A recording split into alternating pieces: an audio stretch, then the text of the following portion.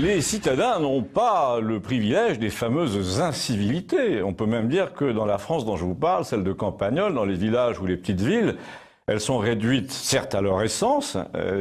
C'est comme une pièce de théâtre. Leurs auteurs sont peu nombreux, 4 ou 10 sur 400 habitants. Mais on a largement le temps, justement parce qu'ils sont peu nombreux, le loisir d'analyser les raisons pour lesquelles ces gens empoisonnent tout le temps la vie des autres. Et surtout, on peut chercher les raisons pour lesquelles personne ne leur dit jamais rien. C'est même ça qui est le plus intéressant. C'est même pas des défavorisés, en fait. Ils sont peut-être sortis du ruisseau, mais ils sont pas restés longtemps. Enfin, la plupart du temps. Sauf que pour sortir du ruisseau, et là, le parallèle avec la banlieue est assez flagrant, ils ont choisi la technique du mâle dominant. Par exemple, je viens poser un bidon d'huile usagée contre ton portail. Et si tu ne protestes pas, demain, tu en auras 2. Et si tu protestes, mes fils et leurs cousins vont venir crever tes pneus ou te menacer d'un procès parce que ta haie est trop haute. Le but du jeu est toujours le même. C'est l'intimidation. Face à ce phénomène, les mairies, au fil des années, se sont peuplées de gens de plus en plus lâches. Des gens qui, sous prétexte de préserver la paix, le vivre ensemble, enfin tout ce que vous voulez, mais surtout pour préserver leur propre mandat, leurs avantages, leur retraite, leur popularité nationale s'ils passent à la télé, finissent par vous infliger en permanence une sorte de simulacre d'égalité.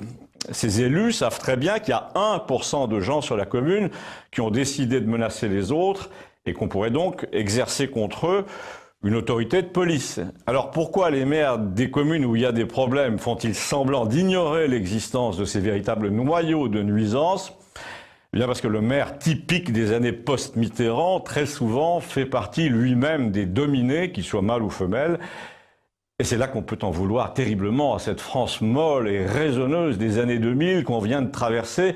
Elle aura décuplé par faiblesse, par lâcheté, par démissions successives, le côté proprement malfaisant d'une ultra-minorité qui passe sans arrêt de l'intimidation directe jusqu'à des menaces de mort, comme on le sait, à la menace d'un procès, parce que en plus, maintenant, ils ont des avocats. Alors là, le schéma est connu. Je déplace les clôtures, je laisse mon fourgon garé devant ton portail, j'accumule les immondices et les épaves sous tes fenêtres, je fais du bruit jusqu'à 4 heures devant chez toi, et le jour où ton fils, furieux de tout cela, décide d'en venir aux mains avec le mien, ben j'essaie de faire condamner ton fils par le juge de proximité pour injure et violence, et si on peut y ajouter du racisme, c'est encore mieux.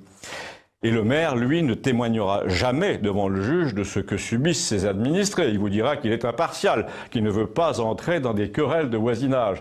Mais l'impartialité du maire est une injustice elle-même, quand elle attribue les mêmes droits à celui qui pourrit la vie des autres et à ceux dont la vie est gâchée par la liberté du 1% à qui on n'ose jamais rien dire. Eh bien, changez d'échelle une dizaine de fois et vous obtenez le comportement de l'Élysée vis-à-vis du pays tout entier.